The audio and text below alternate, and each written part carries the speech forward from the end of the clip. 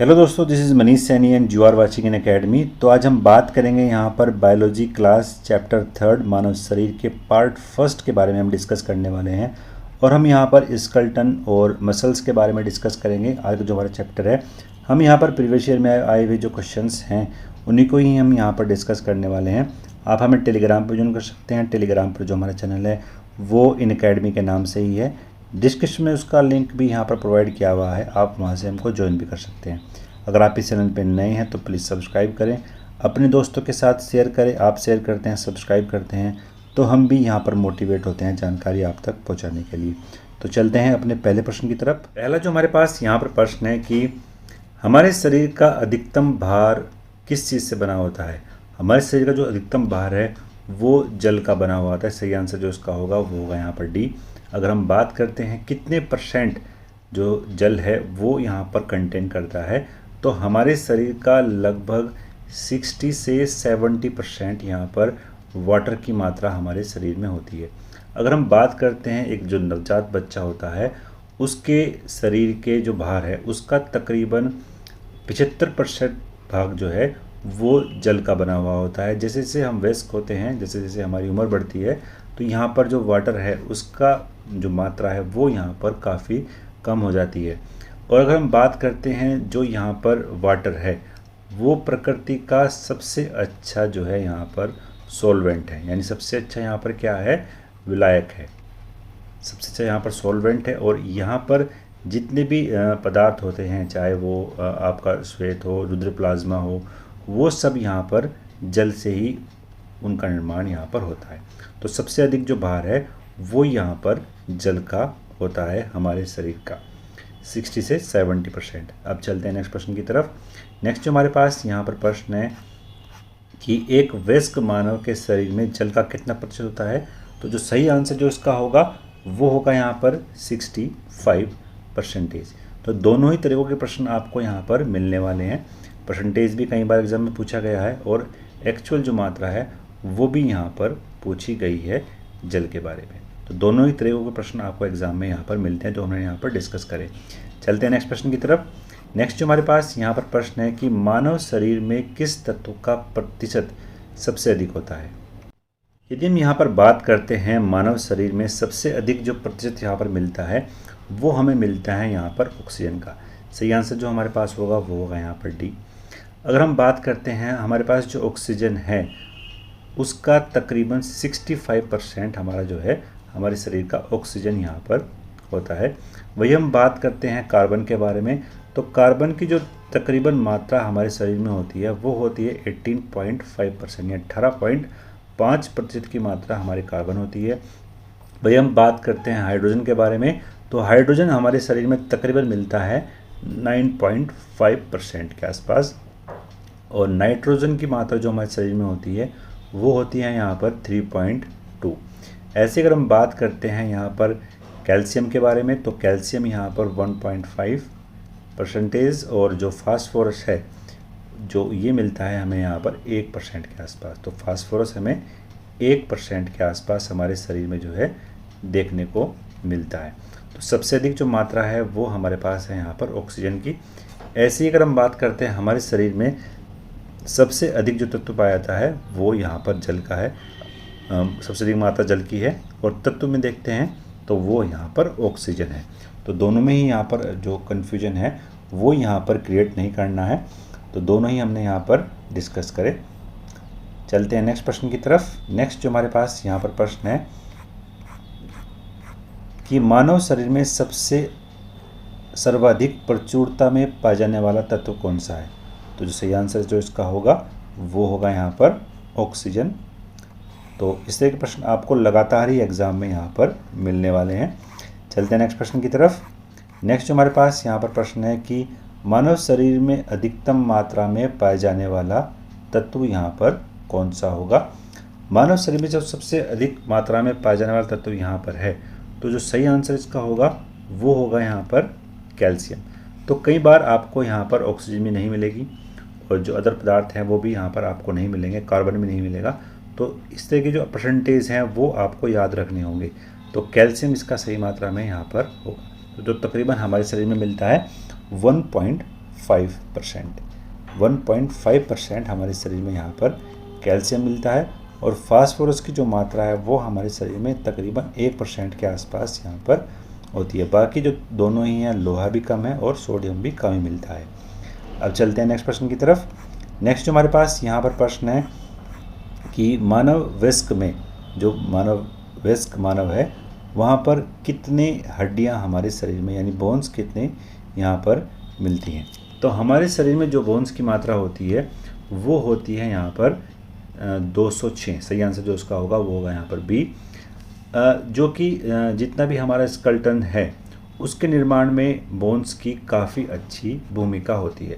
यानी अगर हम बात करते हैं जो हमारा कंकाल तंत्र है, इसको हम स्केलेटन सिस्टम बोलते हैं, उसमें बोन्स एक अच्छी खासी मात्रा में अपनी भूमिका यहाँ पर निभाता है। और अगर हम बात करते हैं जो बोन्स होते हैं उसके मध्य एक पदार्थ प्रोटीन मिलता है, ओस्टिन प्रोटीन, जो उसकी कठोरता का कारण यहाँ पर होता है। तो कई बार इस प्रोटीन के बारे में भी एग्ज़ाम में पूछा जा सकता है। ओस्टिन नामक प्रोटीन मिलता है और इनमें कठोरता का जो कारण है वो अकार्बनिक पदार्थों की अधिक मात्रा का यहाँ पर होना है। चलते हैं नेक्स्ट प्रश्न की तरफ। नेक्स्ट जो हमारे पास यहाँ पर प्रश्न है कि निम्नलिखित में से कौन मानव शरीर की सबसे छोटी हड्डी होती है। तो मानव शरीर की जो सबसे जो छोटी हड्डी यहाँ पर होती है वो बोलते हैं उसको हम स्टेपीज। सही आंसर जो उसका होगा वो होगा यहाँ पर बी। यदि हम बात करते हैं मानव शरीर में जो स्टेपीज मिलती है वो मानव शरीर के कान में हमें देखने को मिलती है और ये मानव शरीर की सबसे छोटी हड्डी है यहाँ पर स्टेपीज। वही अगर हम बात करते हैं मानव शरीर की सबसे बड़ी जो हड्डी है, सबसे बड़ी हड्डी के बारे में बात करते हैं, सबसे बड़ी जो हड्डी है वो है यहाँ पर फीमर। फीमर सबसे बड़ी हड्डी यहाँ पर है जो मानव शरीर के जांघ में हमें मिलती है। तो दोनों ही प्रश्न हमने यहाँ पर डिस्कस कर लिए, सबसे छोटी वाली भी और सबसे बड़ी वाली भी। सबसे छोटी जो हड्डी है उसको बोलते हैं स्टेपीज, जो मानव शरीर के कान में मिलती है, और सबसे जो बड़ी हड्डी है उसको बोलते हैं फीमर, जो मानव शरीर के जांघ में देखने को मिलती है। तो सही आंसर जो उसका होगा वो होगा यहाँ पर बी। चलते हैं नेक्स्ट प्रश्न की तरफ। नेक्स्ट जो हमारे पास यहाँ पर प्रश्न है कि मनुष्य की खोपड़ी में कुल कितनी अस्थियाँ यानी बोन्स यहाँ पर देखने को मिलती है। मानव शरीर की बात करते हैं तो मानव शरीर में जो खोपड़ी है उसमें कितनी स्केलेटन्स हैं। तो मानव शरीर की जो खोपड़ी है उसमें कुल मिलाकर बात करते हैं 28 स्केलेटन यानी इसका बोन्स हमें देखने को मिलती हैं। अगर हम यहाँ पर डिवाइड करते हैं तो इसमें जो 28 की बात करते हैं, इनमें से जो 8 हैं वो जो ब्रेन है, ब्रेन से संबंधित है, ब्रेन के चारों ओर एक खोल का निर्माण करती हैं। तो 8 में से जो हमारे पास हैं ये संबंधित है हमारे ब्रेन से। नेक्स्ट बात करते हैं जो इसके बाद बात करते हैं 14 हड्डियाँ। 14 हड्डियाँ जो हैं वो हमारे फेस यानी हमारे चेहरे से संबंधित है, और जो शेष बचती है हमारे पास 6 हमारे पास यहाँ पर अर्न बोन के रूप में हमें दिखाई पड़ती हैं। तो ये पूरा यहाँ पर सिनेरियो था। मानव शरीर की खोपड़ी में कुल मिलाकर 28 बोन्स हैं और 28 बोन में से जो 8 हैं वो ब्रेन के संबंधित हैं, जो 14 हड्डियाँ हैं वो हमारी फेस से संबंधित है, और जो 6 हड्डियाँ हैं वो हमारे कान से संबंधित हैं, जो कि सुनने में बहुत सहायक करती हैं। अगर हम बात करते हैं यहाँ पर हाइरोइड एक प्रकार का यहाँ पर एक बंडल है। यहाँ पर जो हाइरोइड एक अस्थि मेडल है जो कंठ के बीच जीवा के नीचे यहाँ पर हमें देखने को मिलता है। इसका जो नाम है वो है यहाँ पर हाइरोइड। चलते हैं नेक्स्ट प्रश्न की तरफ। नेक्स्ट जो हमारे पास यहाँ पर प्रश्न है कि निम्नलिखित में से कौन सा लवण मानव हड्डियों में सर्वाधिक मात्रा में पाया जाता है। अगर हम बात करते हैं यहाँ पर मानव की जो बोन्स है उसमें सबसे अधिक मात्रा जो हमें देखने को मिलती है वो यहाँ पर मिलती है कैल्शियम फास्फेट की। सही आंसर जो इसका होगा वो होगा यहाँ पर सी, कैल्शियम फास्फेट। चलते हैं नेक्स्ट प्रश्न की तरफ। नेक्स्ट जो हमारे पास यहाँ पर प्रश्न है कि मनुष्य के शरीर में पसलियों के कितने जोड़े होते हैं। तो मनुष्य का जो शरीर है, मनुष्य का जो शरीर है, वहाँ पर जो पसलियाँ हमको देखने को मिलती है उनकी संख्या यहाँ पर है 12। 12 जोड़ी यहाँ पर हैं। तो कुल मिलाकर अगर हम बात करते हैं बोन्स के बारे में, तो कुल मिलाकर यहाँ पर जो आपको बोन्स देखने को मिलती हैं वो हैं यहाँ पर 24। 12 जोड़ियों में 24 बोन यानी पसलियाँ हमको देखने को मिलती हैं। टोटल कितनी पसलियाँ हैं यहाँ पर? 24, जो होती हैं 12-12 की जोड़ियों में। जितने भी यहाँ पर पसलियाँ होती हैं वो पसलियाँ एक कमान की भांति आगे की तरफ झुकी होती हैं, और सभी जो पसलियाँ हैं वो मिलकर कुछ इस तरीके का हमको बेलनाकार एक केज यानी पिंजड़ा बना हुआ दिखाई पड़ता है। अगर हम इस तरीके से इसको स्ट्रक्चर को कुछ निर्माण करने का प्रयास करते हैं, इस तरीके से कुछ हमारे पास यहाँ पर पिंजरा हमें देखने को मिलता है। तकरीबन उसमें 12 जोड़ियाँ यानी कुल मिलाकर 24 बोन यहाँ पर होती हैं। और ये जो पिंजड़ा है, एक बेलनाकार जो पिंजड़ा है हमारे शरीर का, यहाँ पर आपके फेफड़े यानी लंग्स और आपका हार्ट, ये दो चीज़ आपकी पसलियों के अंदर यहाँ पर स्थित होते हैं। इस बेलनाकार पिंजरे के अंदर आपके लंग्स और आपका हार्ट दोनों ही यहाँ पर मानव शरीर में सुरक्षित रखा गया है। तो पसलियों के कितने जोड़े हैं? 12 जोड़ियाँ हैं, और कुल मिलाकर 24 जो है यहाँ पर पसलियाँ हमको मिलती हैं। अब चलते हैं नेक्स्ट प्रश्न की तरफ।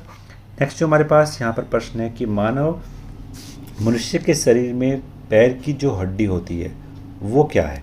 मनुष्य के शरीर में जो पैर की हड्डी होती है वो यहाँ पर ठोस रूप में हमें दिखाई पड़ती है। सही आंसर जो उसका होगा वो होगा यहाँ पर सी।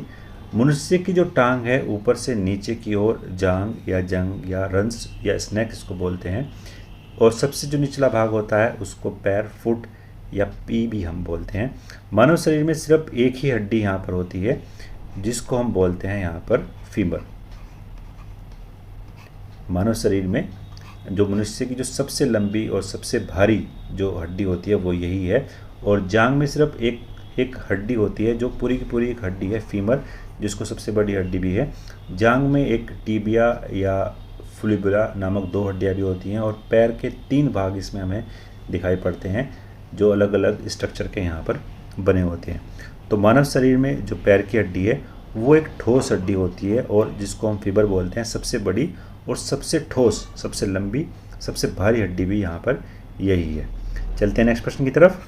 नेक्स्ट जो हमारे पास यहाँ पर प्रश्न है कि शल्य क्रिया में ऑर्थोप्लास्टी क्या है? शल्य क्रिया की बात करते हैं यानी ऑपरेशन की बात करते हैं। ऑपरेशन में जो एंथ्रोप्लास्टिक है वो यहाँ पर कुल्ले के जोड़ों का प्रतिस्थापन यानी हिप जॉइंट रिप्लेसमेंट के तौर पर हम इसको बात करते हैं। तो सही जो आंसर होगा वो होगा यहाँ पर इसका सी, कुल्ले के जोड़ का प्रतिस्थापन।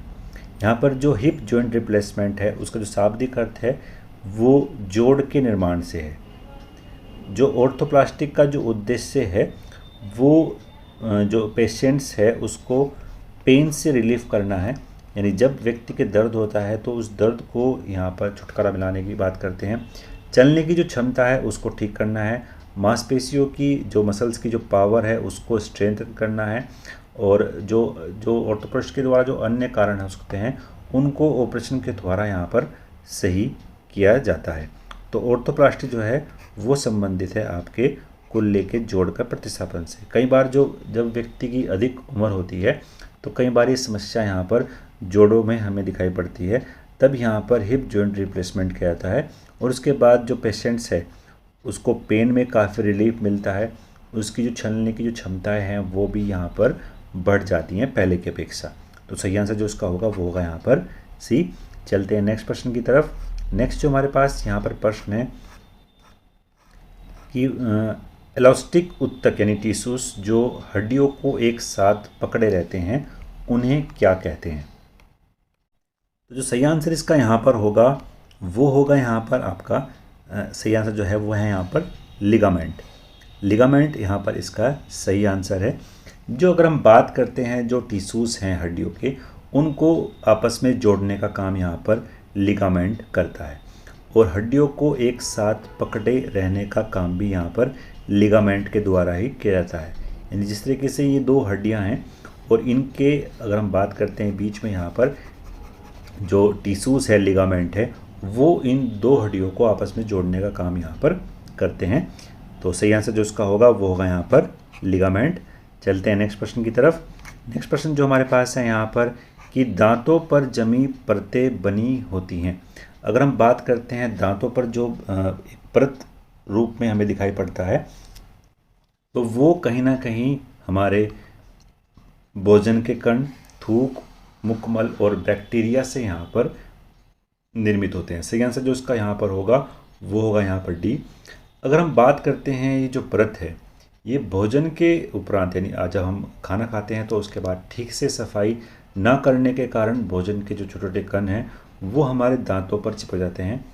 थूक, मुख का रस जो इसको हम लार बोलते हैं, तो उसको बनाए रखने के लिए एक आवश्यक द्रव है। अगर हम बात करते हैं जब इसका जो लार का जो पीएच है वो 7 से कम होने पर, यानी जब 7 से कम होने के कारण ये अम्लीय हो जाता है। और दांतों की परत के खुरचन का अध्ययन करते समय एंटोनी वॉन लुवेक ने इस बैक्टीरिया की उपस्थिति का पता लगाया था। तो इस तरह का जो बैक्टीरिया है उसका जो पता लगाने का काम किया था वो यहाँ पर किया था लुवेनहॉक ने। तो कई बार ये भी आपको एग्जाम में मिल सकता है। लुवेनहॉक ने दांतों वाले बैक्टीरिया के बारे में यहाँ पर पता लगाया था। चलते हैं नेक्स्ट प्रश्न की तरफ। नेक्स्ट जो हमारे पास यहाँ पर प्रश्न है कि नाखून काटते समय दर्द नहीं होता। जब आप अपने नाखूनों को कट करते हैं तब उस समय दर्द ना होने का यहाँ पर क्या कारण है? तो उस समय जो दर्द होने का जो कारण, जो दर्द ना होने का जो कारण है वो है यहाँ पर नाखूनों में मृत कोशिकाओं के द्रव बने होते हैं और इनमें रक्त संचार नहीं होता है। अगर हम बात करते हैं जो नेल्स हैं वो एक बाह्य कंकाल के अंतर्गत आता है और यहाँ पर अल्फा क्रेंटिस एक नाम का एक यहाँ पर प्रोटीन होता है जिससे बने होते हैं और इनके काटने पर दर्द नहीं होता है क्योंकि यहाँ पर ये जो है एक तरीके से डेड सेल्स से बने होते हैं। डेड सेल से इसका निर्माण होता है और ब्लड सर्कुलेशन भी यहाँ पर इनके नाम मात्र का हमको देखने को मिलता है। जो हमारे नाखून हैं वो अल्फा केराटिन्स के बने होते हैं। एग्जाम में ये पूछा भी जा सकता है। ठीक है, सही आंसर जो इसका होगा वो होगा यहाँ पर ए। नाखून मृत कोशिका के द्रव द्वारा बने रहते हैं और जिनमें रक्त संचार नहीं होता है, तो इसलिए हम नाखूनों के काटते समय दर्द को महसूस नहीं करते हैं। चलते हैं नेक्स्ट प्रश्न की तरफ। नेक्स्ट जो हमारे पास यहाँ पर प्रश्न है कि निम्नलिखित में से कौन सा पौष्टिक तत्व अस्थि और दांतों दोनों के निर्माण के लिए यहाँ पर सहायक है? अगर हम बात करते हैं जो हमारे पास यहाँ पर ऑप्शंस है, अगर हम एक बार ऑप्शंस को डिस्कस करते हैं, कैल्शियम, फास्फोरस, फ्लोरीन और आयोडीन। अगर हम बात करते हैं यहाँ पर आयोडीन के बारे में, तो आयोडीन हमारी जो बोन्स हैं और दांत दोनों के लिए ही यहाँ पर महत्वपूर्ण है। वहीं अगर हम बात करते हैं यहाँ पर जो आवश्यक नहीं है, जो यहाँ पर प्रश्न पूछा गया है कि ऐसा कौन सा तत्व है जो यहाँ पर आवश्यक नहीं है, तो जो आवश्यक नहीं है वो है यहाँ पर आयोडीन।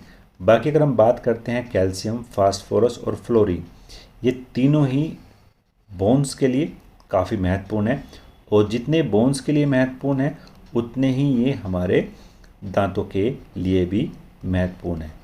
तो दोनों ही यहाँ पर जो है इसके लिए महत्वपूर्ण है और जो आवश्यक तत्व नहीं है वो है यहाँ पर आयोडीन। तो इस तरह के प्रश्न आपको एग्ज़ाम में मिल सकते हैं। तो आवश्यक नहीं जो तत्व है वो है यहाँ पर आयोडीन। इसकी कमी से अगर हम बात करते हैं, जो हमारे पास कैल्शियम, फ्लोरीन और फास्फोरस है, इसकी कमी से आपको बोन्स और टूथ्स की जो समस्याएं हैं वो यहाँ पर आपको देखने को मिल सकती हैं। अगर हम बात करते हैं आयोडीन की वजह से, तो आयोडीन की वजह से आपको थायराइड की समस्या यहाँ पर हो सकती है। तो थायराइड की समस्या आपको यहाँ पर हो सकती है आयोडीन की वजह से। चलते हैं नेक्स्ट प्रश्न की तरफ। नेक्स्ट जो हमारे पास यहाँ पर प्रश्न है कि मनुष्य के जीवन काल में कितने दांत 2 बार विकसित होते हैं? अगर हम बात करते हैं मनुष्य के जो पूरा जीवन काल है उसमें कुल मिलाकर 20 जो दांत हैं वो 2 बार यहाँ पर विकसित होते हैं। सही आंसर जो होगा यहाँ पर सी। मानव जो सहित है, जो मानव के सहित अधिकांश जो वयस्क हैं वो डायरेंट है, अर्थात चरणवर्ग दंतों के अलावा जो अन्य दांत है वो जीवन में 2 बार यहाँ पर विकसित होते हैं। इसमें से अगर हम बात करते हैं 12 जो हैं वो स्थायी चौवर्ण हैं, 12 जो हैं वो स्थायी चौवर्ण दांत हैं। और बाकी जो हमारे शरीर में आदर्श रूप में 4 प्रकार के दांत यहाँ पर देखने को मिलते हैं, जिसको एक तो है यहाँ पर करंतक। 4 प्रकार के दांत हमारे जो मुख है उसमें देखने को मिलते हैं, करंतक। दूसरा है यहाँ पर रदनक। तीसरा है हमारे पास यहाँ पर परचर्वणक। और चौथा है हमारे पास यहाँ पर चौवर्णक, जिसको हम क्या बोलते हैं, मोलर दांत भी कई बार आपने सुना होगा। तो मोलर जो दांत है वो चौवर्णक है, और जो परचौवर्णक है यहाँ पर उसको हम बोलते हैं प्रीमोलर।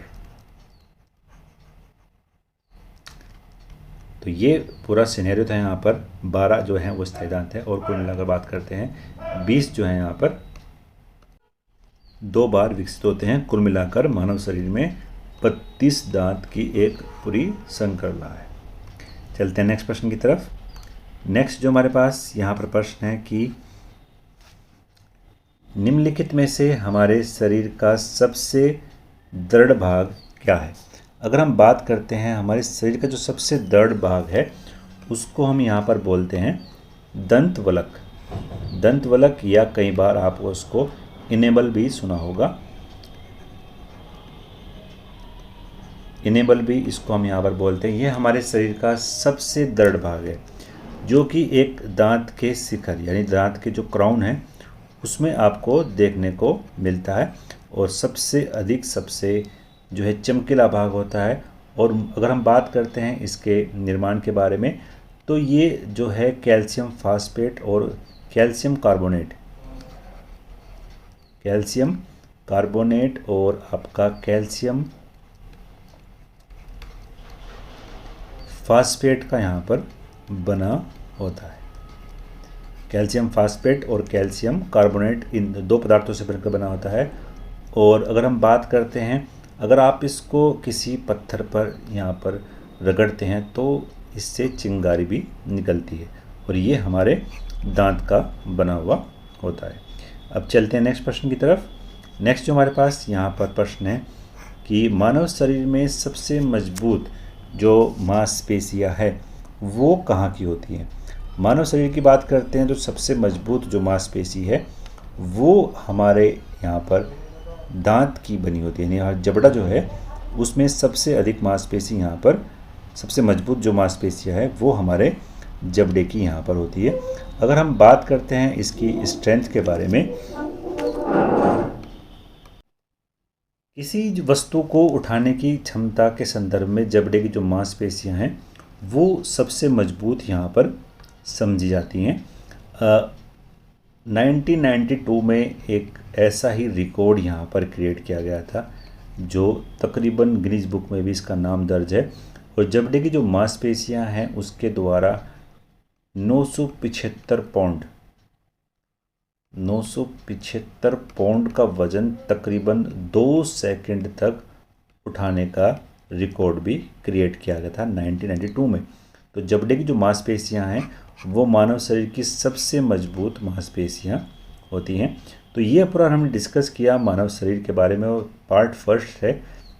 तो मिलते हैं नेक्स्ट वीडियो में। अगर आप इस चैनल पर नए हैं तो प्लीज़ सब्सक्राइब करें, अपने दोस्तों के साथ शेयर करें। आप शेयर करते हैं, सब्सक्राइब करते हैं तो हम भी यहाँ पर मोटिवेट होते हैं जानकारी आप तक पहुँचाने के लिए।